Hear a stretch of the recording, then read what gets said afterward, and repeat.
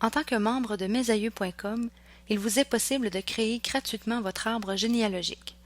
Tout d'abord, assurez-vous d'être connecté sur votre compte. Votre nom devrait apparaître au haut de la page.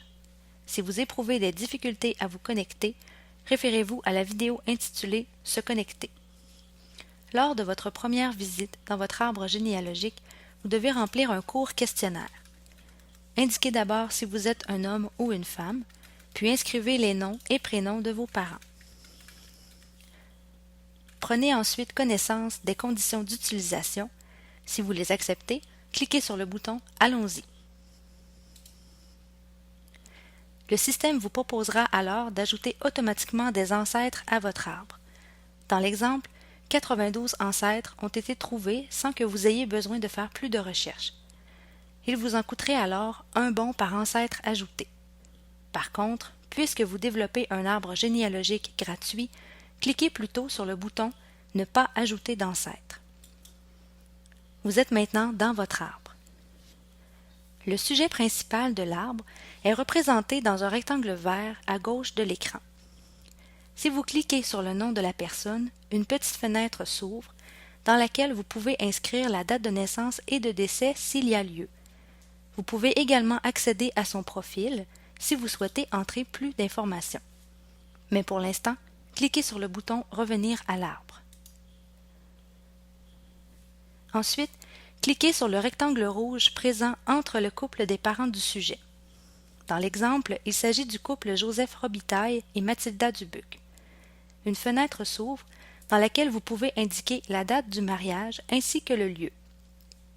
Si vous ne connaissez pas la date exacte du mariage sélectionné, vous pouvez simplement inscrire l'année. Cliquez sur « Confirmer ». La date apparaît alors entre parenthèses dans le rectangle rouge.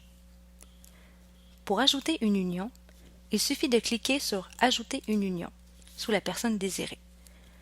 Notez que cette personne doit être placée en tant que sujet à gauche de votre écran. Inscrivez le prénom et le nom du conjoint, les dates de naissance et de décès si voulu, puis cliquez sur « Confirmer ». Répétez l'opération pour ajouter d'autres unions. Vous remarquerez des bulles bleues qui apparaissent périodiquement dans l'arbre. Il s'agit d'un assistant qui vous donne quelques trucs pour vous aider dans le développement de votre arbre. Pour ajouter un enfant, cliquez sur « Ajouter un enfant ».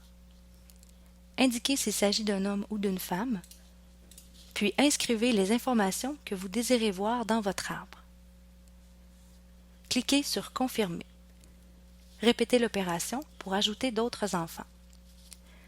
Pour ajouter des ancêtres, par exemple les parents de Joseph Robitaille, cliquez sur le rectangle bleu pour ajouter le père et le rectangle rose pour ajouter la mère.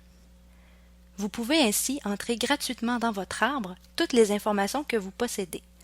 Il s'agit d'un arbre privé auquel vous seul aurez accès.